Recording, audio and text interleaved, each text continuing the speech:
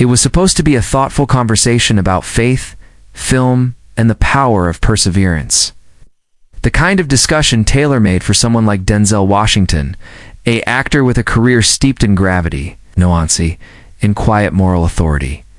Booked as the lead guest on TheView to promote his latest directorial project, a biopic centered on a forgotten civil rights activist, Denzel entered the studio with characteristic calm. The audience gave him a standing ovation as he strode in, sharply dressed in charcoal gray, hands clasped together in gratitude, a slight smile playing at the edge of his lips. At first, everything went smoothly. Whoopi Goldberg welcomed him with warmth and reverence, peppering him with questions about the film's emotional core and the responsibility of portraying real historical pain. For a while, it was the kind of segment that reminded viewers why The View had become a daytime institutional television, occasionally provocative, but respectful. But the energy shifted the moment Joy Behar leaned forward with a smirk that viewers would later describe as needling, her tone brushing the edge of condescension. "You've said in past interviews that your faith is your foundation," she said, eyebrows raised. "Don't you think that's a little, outdated, especially in Hollywood?" The room tensed.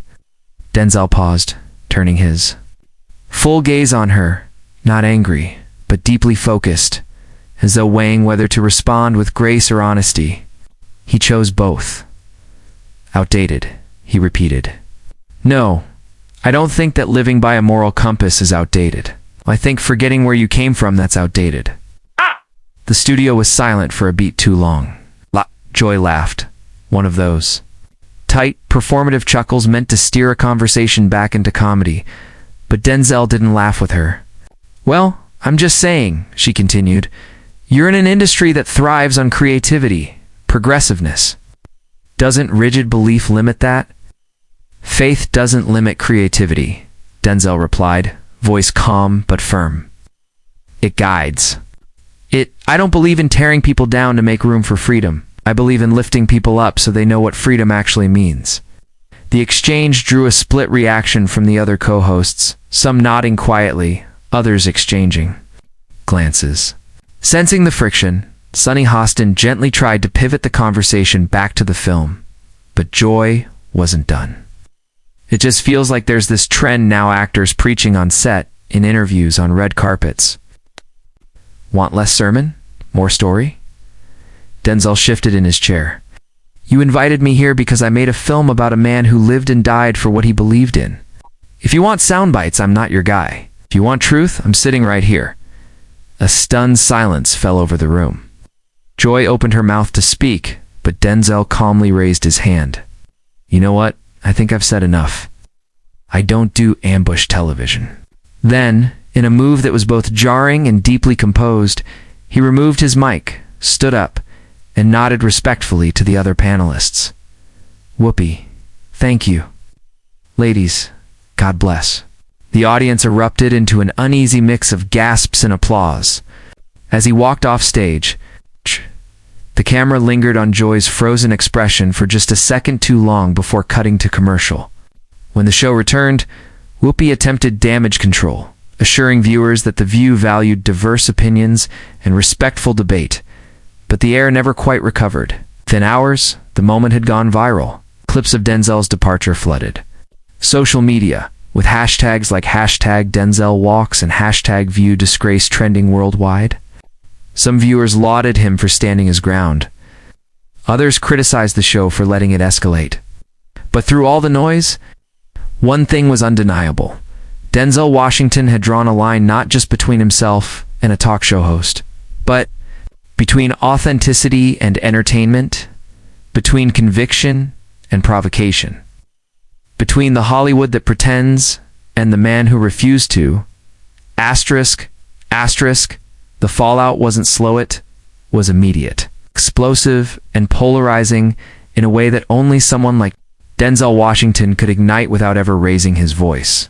Within minutes of the broadcast cut, clips of his walk-off were already circulating online, spliced with reactions ranging from outrage to admiration. Twitter became a battleground of ideologies. One user wrote, "Denzel didn't storm off. He ascended, while another accused him of being another rich actor, hiding behind faith when challenged. But amid the chaos, one thing was clear: his presence, his words, and more importantly, his quiet exit had struck a nerve. Conservative media outlets hailed him as a symbol of moral resistance in what they called an increasingly hostile cultural arena. Denzel Washington stood for something today. One headline read, "He reminded us that conviction isn't arrogance, it's courage." On the other side, certain liberal voices questioned whether his reaction was proportionate, labeling it thin-skinned or evasive. But Denzel didn't feed the fire. He went silent. Not a tweet, not a press release, not even a cryptic Instagram post. It was this silence that deepened the intrigue. For 2 full days, the internet debated his intentions, his principles, even his career trajectory. Meanwhile, TheView tried to stabilize the narrative. The morning after the incident, Joy Behar opened the show with what was meant to be a clarification, but came off as half-hearted damage control. "I respect Mr. Washington and his work," she said. "I simply asked a question about beliefs in a modern world. If that was taken the wrong way, I apologize. I think." The pause before "I think" did more harm than good. Whoopi, sitting next to her, visibly winced. Ratings spiked for that episode, but so did the criticism. Fans flooded the show's comment sections and inboxes, demanding accountability and full transparency. Hashtags like #apologize to Denzel and #FaithISN single quotes T-Flawed trended for hours. Still, Denzel remained quiet. Then, on the 3rd day, he appeared not in a press conference or talk show, but at a small, unpublicized roundtable event at Howard University. A leaked clip showed him addressing a group of young film students. "You don't walk out because you're angry," he said.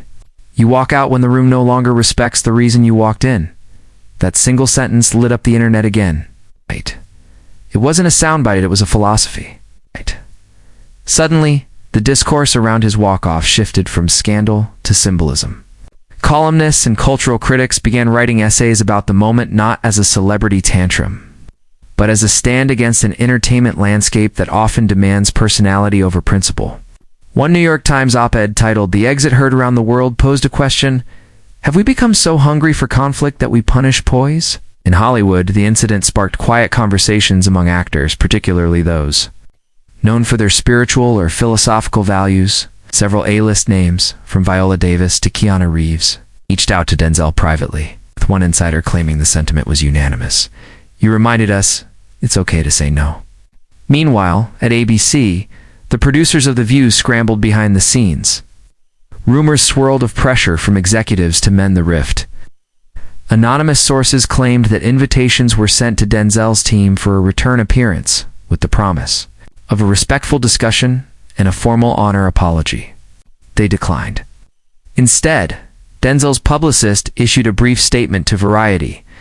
"Mr. Washington wishes everyone at TheView well, and respectfully declines further comment. His work speaks for itself," was classic Denzel, measured, direct, and deeply self-assured. And in an industry obsessed with immediacy and clapbacks, it felt like something rare. Quiet strength. As the weeks passed, the clip of him walking off became more than a viral moment, it became a lesson. In film schools, it was studied not for drama, but for composure. In churches, it was referenced as an example of how to stand in faith without resorting to fury. And in Hollywood boardrooms, it served as a reminder: the people who speak the softest often carry the loudest truth.